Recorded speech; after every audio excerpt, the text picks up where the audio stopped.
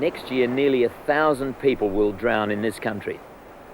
Many more will be rescued just in the nick of time. No one can slightly drown. You either drown or you don't drown, and no one lives to tell us about that drowning experience. You may be surprised to know that being able to swim is no sure protection. More than half the people who drowned last year were swimmers.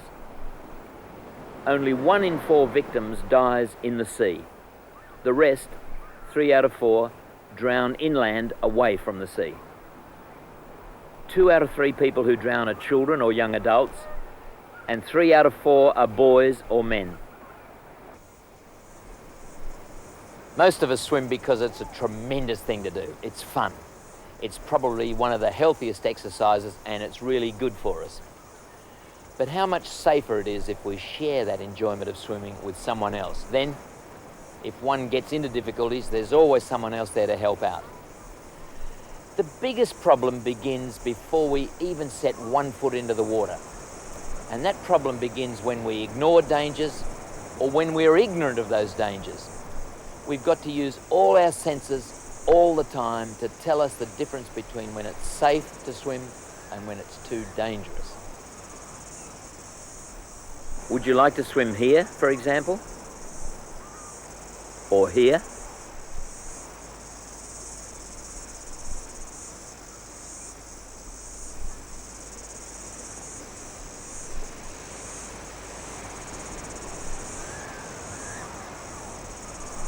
What about here? Can you think of any other places like these anywhere near where you live? Well, there's a canal in our town by the railway. Its sides are very steep and it hasn't even got a fence. Some people have been trying to get the council to put up a fence and some warning signs. Where I live, the tides change very fast and you can get caught on a sandbank or thrown into the rocks. Some boys I know like to show off to see who can stay out the longest before the tide comes in. Well, thanks for that beginning. Now, here we are at a place where most of us have learnt to swim, at a swimming pool. So I want you to... Oh, could you hang on to those for me for a minute? I was just going to go in with them on. I want you to watch closely and see how many things you think I'm doing wrong here, right? Here we go. What?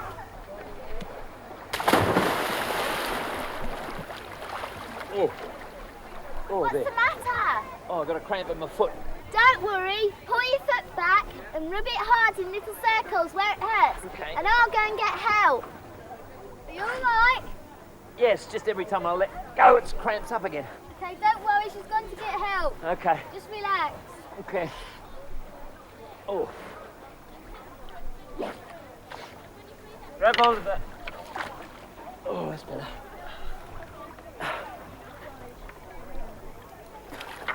Oh, thank you. Right. It's just cramping up. Oh, that's better. Yeah, thank you. Good. Oh, that's better. You okay? Thank you. Now then, what did I do wrong? You should never run along the side of the pool because you could slip and hurt yourself. Right, I could have gone, especially on that wet part there, the tiles there, because you could go whack and right on your back. Yes, I did that one. You hurt yourself? Yes, at the bottom of my back. Well, you could have actually whacked your head, couldn't you? You could have thumped your head and perhaps knocked yourself unconscious, and then you might have fallen in the water and nobody noticed. It could have been a tragedy, quite easily. Sling us a towel, Jackie, can you, love? I'm freezing. Thank you, my dear. Glasses? Anything else? Anything? Jumping at the shallowing wasn't a very good idea. Why? You could have hurt yourself or someone else. Actually, I did. I was mucking around and I went down and thumped my bottom right on the bottom of the pool, and it did hurt a little bit. Yeah, good point there. Anything else at all? Where was your friend who's meant to be keeping an eye on you? That's a good point, yeah. Always have a friend who go in pairs so that each one knows where the other one is. There's a lot to be said for pools. First of all, the water is clear, so you can see the bottom, you can see what's happening, you can see everything, and you're usually marked for depth, 1.3 metres, so you know how deep the water is. You can go there and you can learn your strokes. Also, if the weather's rotten, you can get to an indoor pool, or even if it's blowing a gale, a pool like this, you don't get surf waves or anything building up. You can still swim there, it's good. People go there to get their confidence and they increase their speed and their endurance, and people join swimming clubs, and it's really good. It's really good. Competitions. What are the biggest problems from your point of view in a pool like this? Well, the biggest problem is the noise level from the children shouting. A little boy jumped in out of his depth the other day, and it took us quite a while to get to him because of that noise. Was he all right? Yes, he's fine. Good. Well, it's always a good point to check the pool first of all before you go in and make sure that it's a good enough depth for you, you know. There's one thing I just thought, who else should you be checking up on or looking out for apart from your mates, your special friends? Who else should you think of? Well, I try to look out for children who are just learning to swim. They get very scared easily, mainly because I can remember what it was like when I was learning to swim, being splashed by the older children. Good one. Well, just before we leave, I would just like to make one point. Pools look safe, but there are dangers there, and people do drown in pools like this. All over the world, people drown in pools like this. So it's important to be careful. Remember, it's like crossing a road. Stop first, look, make sure you know what you're going to do, then hop in. Ever been camping by a lake? No, but I've been caravanning. It's good, isn't it? It's good. Lovely freedom when you're swimming as opposed to swimming in a crowded pool. Yeah. But what are some of the things that you should look out for? Well, look how fast that floats up. If I was to fall down there, there'd be nothing to grab onto once it got deep. Anyway, remember those boys I was telling you about? Oh, when the tide was coming in? Yeah, that's right. They like to come swim down here overnight and they take all their clothes off. I used to swim like that with all my gear off. We used to call it swimming in the nude, or swimming in the nuddy, we used to call it. Yeah. But it's not a good idea, you know, to swim at night in a lake like this, because the water under the surface can be freezing cold. And if you get the cramp, you get into difficulties, who's going to see you in the pitch black? Yeah, no one. And the other thing is, if you're sneaking out without letting your parents know, they're not going to know that you're in difficulties. They're not going to know where to find you. Yeah. So, once again, let's, you know, think of the sense of it. It makes sense to always go swimming with a friend, and don't swim at night, clothes or no clothes. Race you up to that bit there. You win. This looks like another good place for swimming. It's probably a bit cold out there, but it looks nice and safe. But look at this. Nasty little bit of plastic. Look at that stuff there. My mother says it's just better not to swim in streams or rivers. She says they're dangerous and contaminated. You mean contaminated? That's it. It's probably got germs in and chemicals from factory up the river.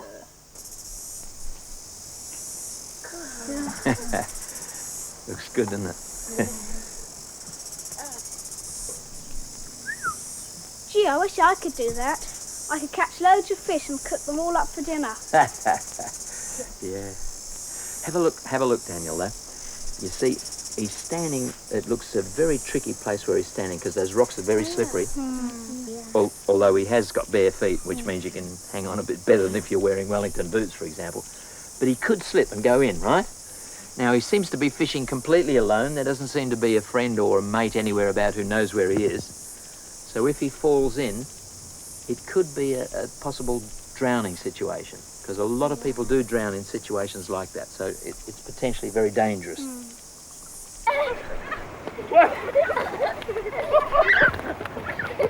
Whoa!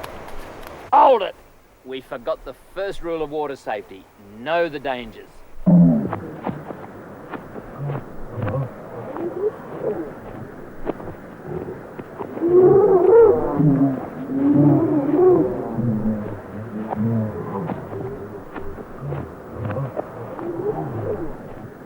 What do these flags mean? Well, these flags mean that you've got to swim in between them where someone's patrolling. Outside the flags, the water may be more dangerous. I'd better leave this airbed on the beach. It's only good for sunbathing. Yeah, dump it over there, love. Listen, that's nice of you to invite us for a picnic. Oh! We'll be back in about half an hour. First of all, when you go into the sea, you should always keep your eye on the waves. Make sure you know what the waves are doing. Because it's so easy if you're standing with your back to the waves to be hit from behind. So you're facing into the shore, a wave comes and whacks you, can dump you very badly and roll you over and over. Try and possibly turn slightly sideways to the waves, and then you can always jump the waves as they come in. It's no guarantee that you're going to be safe in the sea just because you know how to swim in a swimming pool, because the sea is forever changing depth. 1 minute you can be up to your knees, and the next minute you're up to your waist, and then suddenly you're right out of your depth. So always be aware of that fact. Of course, the seawater is very buoyant, so if you're worried about waves, you can just float up and down over those waves as they come in. Just let the water take your weight, and as the waves come in, you'll just naturally ride up over the top of each wave. But if you see a really big wave coming in, and you're worried that you may not be able to bounce over it, then just dive at the base of the wave. You just go through the wave and come up on the other side. If you're at all worried about the sea, don't go out in it. Always stay within your depth. Yes, if you're at all worried, Anthony, you don't want to be in the sea, that's okay, go back out on the shore. Much better to be out on the shore than to get into difficulties.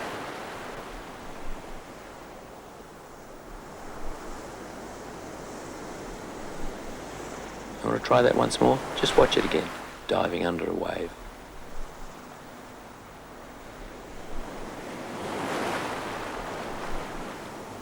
Simple as that.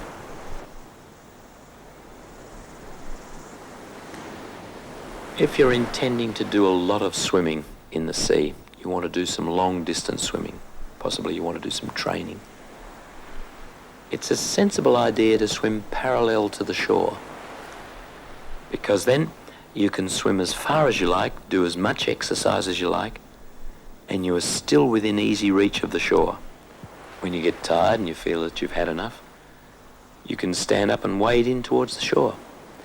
Whereas if you're swimming out towards the deeper sea and you're swimming away from the shore, you could get way out beyond your endurance, and you could once again be in trouble when you turn around and try to swim back in.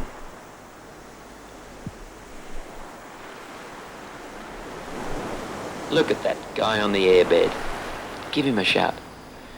That's a very silly move, you know, because you can so quickly be carried out to sea, especially if the wind gets hold of that airbed. You can be blown along, not be aware of it, and suddenly you're a long way out. Airbed should not be used as a floating thing on the sea. Let's try and have a surf into shore. This is called body surfing. Of course, the wave should be much bigger than this, but let's have a go anyway.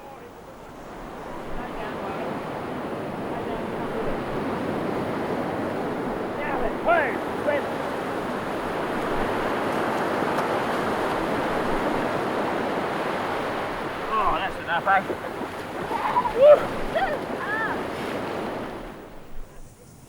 What I want to send you 1 or 2 points on none of the camera, okay?